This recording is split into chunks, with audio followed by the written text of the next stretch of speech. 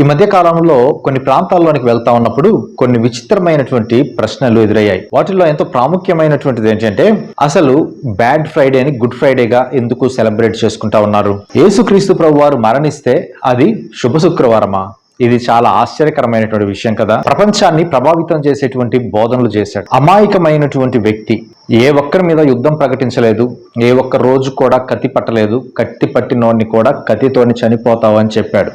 అటువంటి ఒక అమాయకమైనటువంటి వ్యక్తి మరణిస్తే అసలు అది గుడ్ ఫ్రైడే ఎలా అవుతుంది? ఇంకా రెండోది, అసలు యేసుక్రీస్తు ప్రభువారు సిలువ పైన ఎందుకు చనిపోవాలి?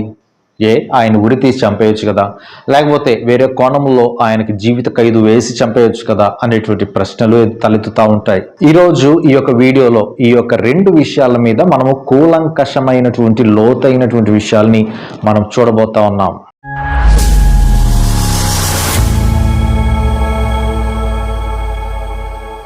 సహజంగా మనకి తెలిసినటువంటి ఒకే ఒక విషయం ఏంటంటే, మరణం అనేటువంటిది ఓటమికి గుర్తు.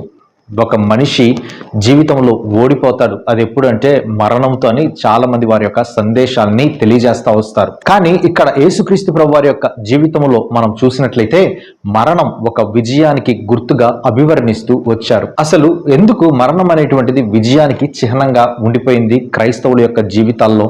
ఇది చాలా మందికి అర్థం కానటువంటి ఒక ప్రశ్న. క్రైస్తవులు బేసికల్గా విశ్వసించేటువంటి అతి ప్రాముఖ్యమైనటువంటిది ఏంటంటే, మనిషి మరణించిన తరువాత మనిషికి జీవం ఉంటుంది. ఈ విషయాన్ని క్రైస్తవులు చాలా గట్టిగా నమ్ముతారు. ఈరోజు చాలా మంది కూడా ఈ విషయాల్ని నమ్మడానికి ఇష్టపడరు. అంటే దీనికి అర్థం ఏంటి? Death is not an end to the life. మరణం అనేటువంటిది మనిషికి ఎండ్ కాదు అనేటువంటిది అక్కడ మనకి అర్థమవుతుంది. అసలు ఎందుకు వారికి ఆ కాన్ఫిడెన్స్ ఎందుకు వచ్చింది? చాలా మంది కూడా ఈరోజు ప్రభువుని అంగీకరించినప్పుడు చనిపోవడానికి ఇష్టపడతా ఉన్నారు. కొంచెం మంది అయితే యేసుక్రీస్తు ప్రభు వారి కోసం నేను హతసాక్షిని అవుతానని చెప్పి అనేకమైనటువంటి ప్రపంచంలో ఎవరు వెళ్ళినటువంటి ప్రాంతాల్లోనికి వెళ్ళి యేసుక్రీస్తు ప్రభు వారి గురించి కూడా తెలియజేస్తా ఉన్నారు. వీటన్నిటి గురించి మనం ఒకసారి ఆలోచిస్తూ ఉన్నప్పుడు వీటన్నిటికీ ప్రధానమైనటువంటి మొట్టమొదటి కారణం ఏంటంటే, వీళ్ళు మరణము తర్వాత జీవం ఉంది అని విశ్వసిస్తారు. ఈ యొక్క క్రైస్తవులు విశ్వసించేటువంటి మాటని ఒకసారి మనం ఆలోచిస్తూ ఉన్నప్పుడు యేసుక్రీస్తు ప్రభు వారి యొక్క జీవితంలో కూడా జరిగింది అదే. చాలా మంది మరణం అనగానే అది ఒక బ్యాడ్ డేగా వివరణిస్తారు. కానీ ఇది ఎందుకు గుడ్ ఫ్రైడేగా మారిపోయింది? కారణం ఏంటంటే, యేసుక్రీస్తు ప్రభువారు చనిపోయిన తర్వాత ఆయన పునరుద్ధానుడై మూడవ దినాన మహిమ శరీరంతో తిరిగి లేస్తాడు. ఆయన ప్రపంచానికి ఇచ్చినటువంటి ఒక అద్భుతమైనటువంటి మాట ఏంటంటే, ఎవరైతే నా యందు విశ్వసిస్తారో వాళ్ళందరూ కూడా పునరుద్ధానపు దినాన తిరిగి లేస్తారనేటువంటి ఒక విశ్వాసాన్ని ప్రపంచంలో ఉన్నటువంటి వారందరికీ యేసుక్రీస్తు ప్రభువారు ప్రకటించారు. ఆయన ప్రకటించడం మాత్రమే కాదు, ఆయన చేసి చూపించారు. అదేవిధంగా ఆయన చనిపోయి తిరిగి లేచి ప్రపంచంలో ఉన్నటువంటి వారందరికీ కూడా ఆయన కనపడ్డాడు. అయితే ఈ విషయాల గురించి అసలు బైబిల్లో ఉందా? ఒకసారి బైబిల్లో యెషయా గ్రంథం 53వ అధ్యాయం 5వ వచనంలో మనం ఈ విషయాలని చూద్దాం. మన అతిక్రమములను బట్టి అతడు గాయపరచబడెను, మన దోషములను బట్టి నలుగగొట్టబడెను, మన సమాధానార్థమైన శిక్ష అతని మీద పడెను, అతడు పొందిన దెబ్బల చేత మనకు స్వస్థత కలుగుచున్నది.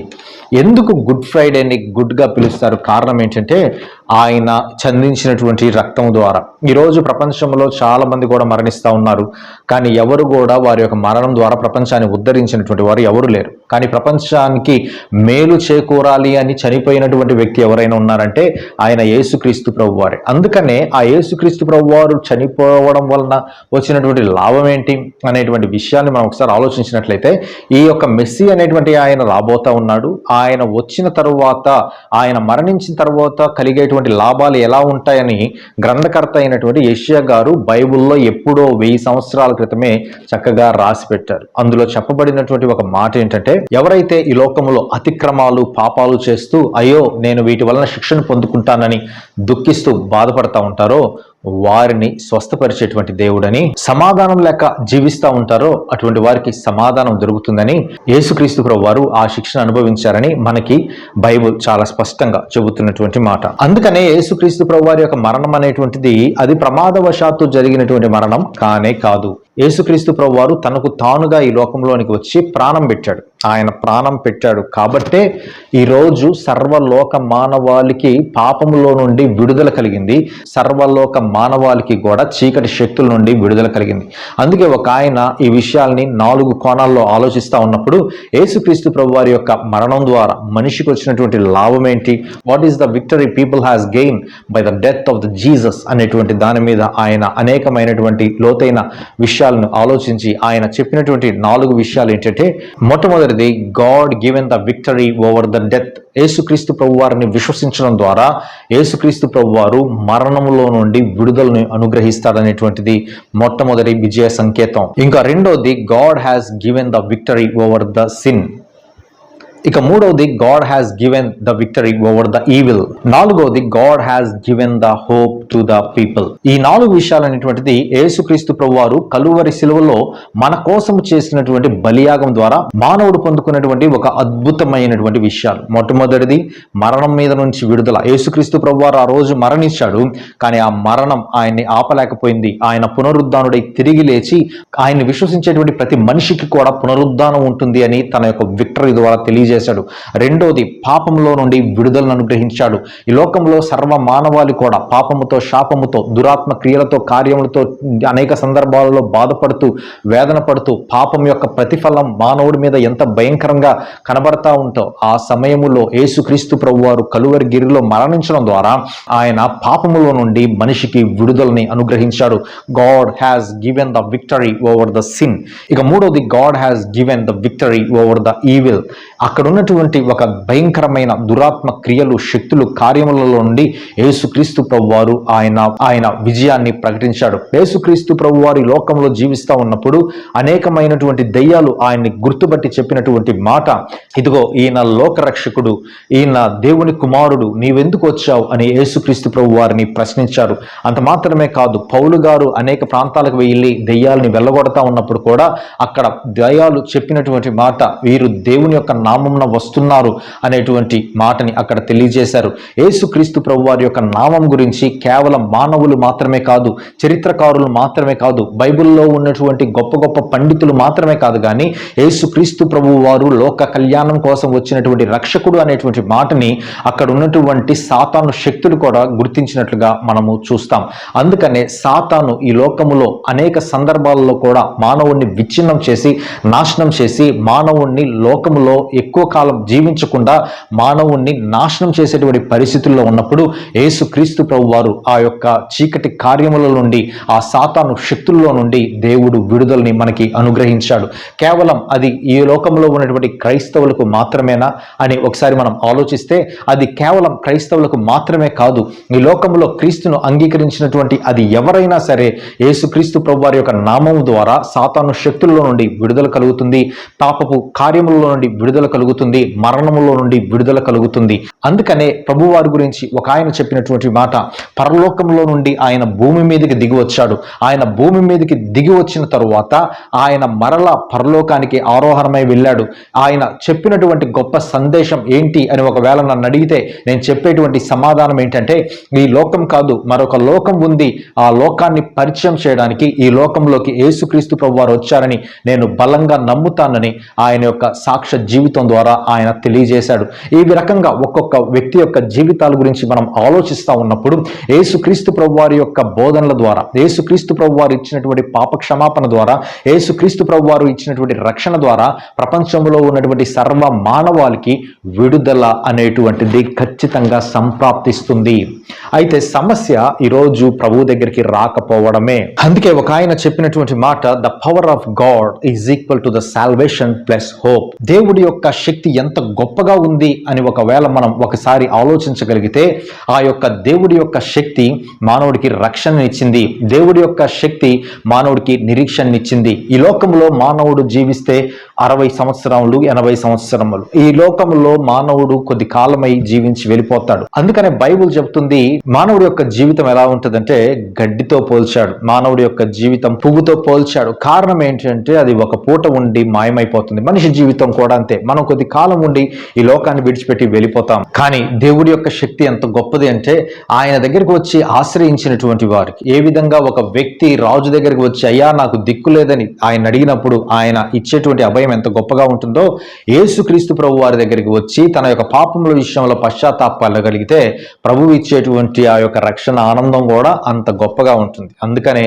It is the greatest hope that no one can given in this world. ప్రపంచంలో ఏ ఒక వ్యక్తి కూడా ఇవ్వలేనటువంటి ఒక అద్భుతమైనటువంటి నిరీక్షణని యేసుక్రీస్తు ప్రభు వారు మాత్రమే ఇవ్వగలిగారు. కారణం ఏంటంటే ఆయన ఈ లోకానికి రక్షకుడిగా వచ్చాడు. అందుకనే యేసుక్రీస్తు ప్రభు వారి యొక్క మరణ దినాన్ని గుడ్ ఫ్రైడేగా సెలబ్రేట్ చేసుకుంటున్నారు. అయితే యేసుక్రీస్తు ప్రభు వారు సిలువలో మరణించిన తర్వాత జరిగినటువంటి కార్యం ఏంటి, మానవుడికి ఏ విధంగా రక్షణ వస్తుంది అనే విషయాలు మనం ఒకసారి ఆలోచిస్తే కొలస్సీలకు రాసిన పత్రిక 2వ అధ్యాయం 14-15 వచనాల్లో కూడా మనం ఆ విషయాల్ని చూస్తాం.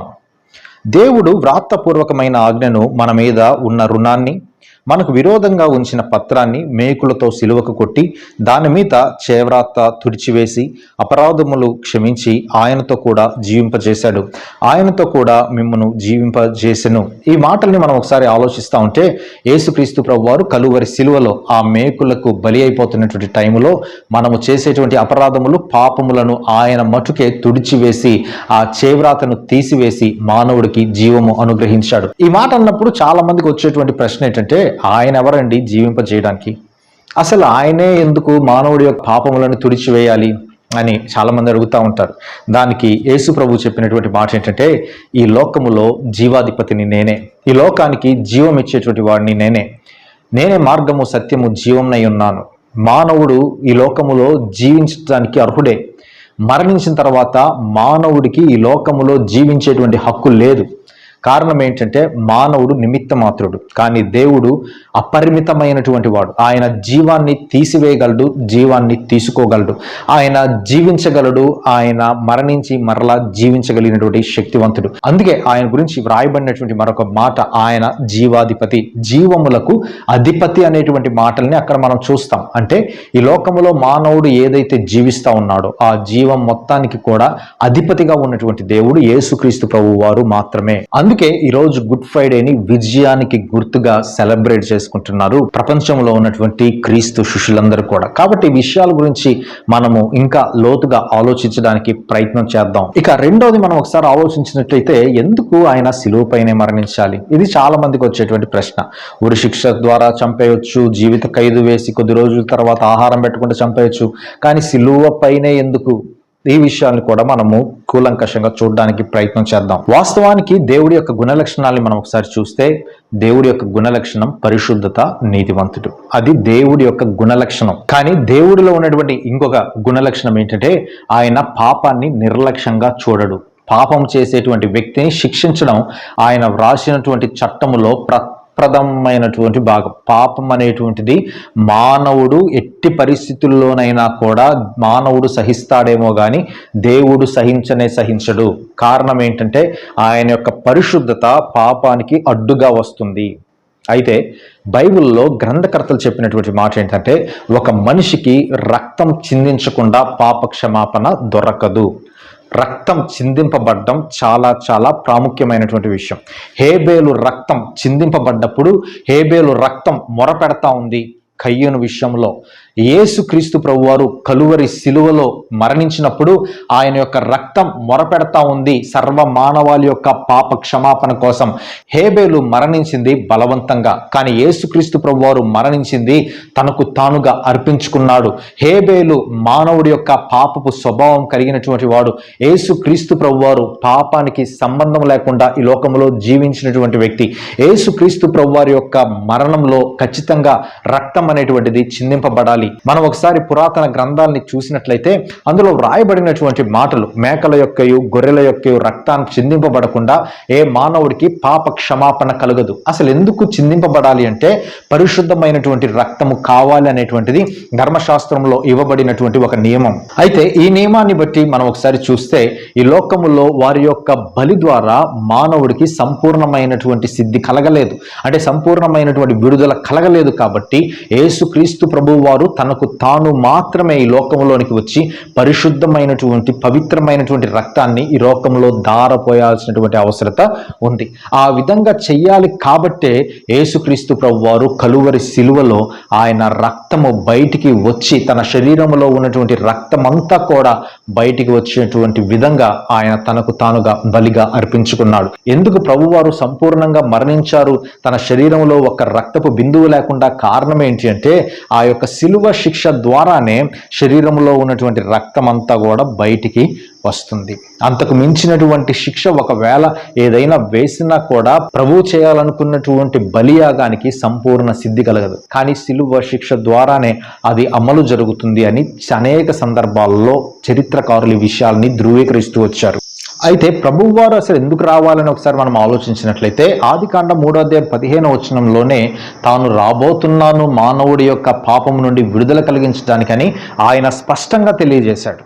అది మొట్టమొదటిగా దేవుడు మానవుడికి ఇచ్చినటువంటి ఒక అద్భుతమైనటువంటి వాగ్దానం. అందుకే అక్కడ ఉన్నటువంటి జాన్ ద బ్యాప్టిస్ట్ చెప్పినటువంటి మాట ఏంటంటే, ఈయన లోక పాపములను మోసుకొని పోవు దేవుని గొర్రెపిల్ల అనేటువంటి విషయాన్ని ప్రభువు వారి గురించి తెలియజేశాడు. ఒక మనిషి లోక పాపములను మోసుకొని వెళ్ళేటువంటి వ్యక్తిగా ఉండాలి అంటే ఆయన రక్తం చిందించినటువంటి వ్యక్తి అయి ఉండాలి, తనకు తానుగా సెల్ఫ్ సాక్రిఫైస్ చేసుకున్నటువంటి వ్యక్తి అయి ఉండాలి. అంత మాత్రమే కాదు, ఆయన వ్యక్తిగతంగా కూడా పరిశుద్ధత కలిగినటువంటి వ్యక్తి అయి ఉండాలి. ఇవన్నీ కూడా ఎవరిలో పరిపూర్ణమయ్యాయంటే యేసుక్రీస్తు ప్రభు వారిలో మాత్రమే పరిపూర్ణమయ్యాయి. చాలా మంది కూడా సజీవ సమాధులుగా మమ్మల్ని చేయండి, మేము బయటికి వస్తామని చెప్పారు. సజీవ సమాధులుగా చేశారు, వాళ్ళు దేవులుగా ప్రకటించుకున్నటువంటి వాళ్ళు ఉన్నారు. కానీ చివరికి వాళ్ళందరూ కూడా తిరిగి లేవలేదు. కానీ ప్రభువు వారు మాత్రమే తిరిగి లేచాడు. అది విజయానికి కారణంగా ఈరోజు కనబడతా ఉంది.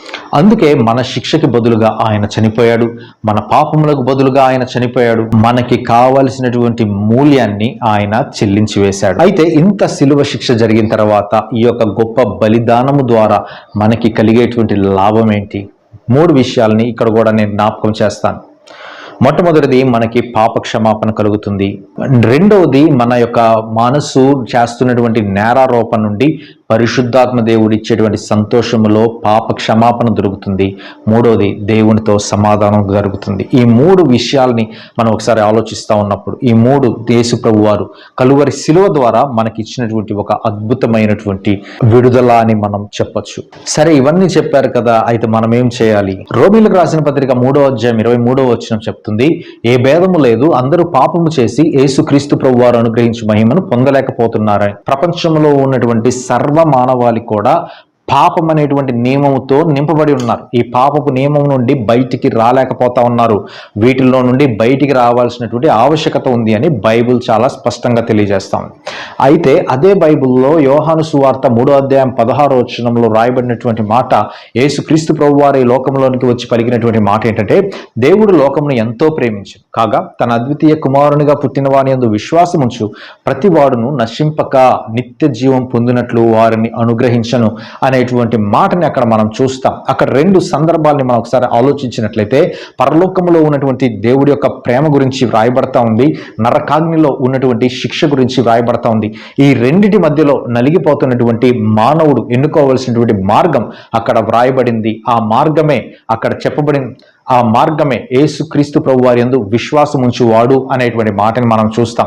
ఈ నరకాగ్ని నుండి తప్పించబడాలి అంటే ప్రభువు వారి మీద విశ్వాసం కలిగి ఉండాలి. అంత మాత్రమే కాదు, ఈ మానవుడి ఈ నరకాగ్నిలో నుండి బయటపడాలి అంటే ప్రభువుకు అంగీకారయుక్తమైనటువంటి జీవితాన్ని కూడా జీవించాల్సినటువంటి అవసరత ఉంది. అందుకని దేవుడు లోకమును ఎంతో ప్రేమించును అనే మాటని తెలియజేస్తా ఉన్నాం. ఈరోజు దేవుడు మనిషికి ప్రేమని ప్రకటించాడు.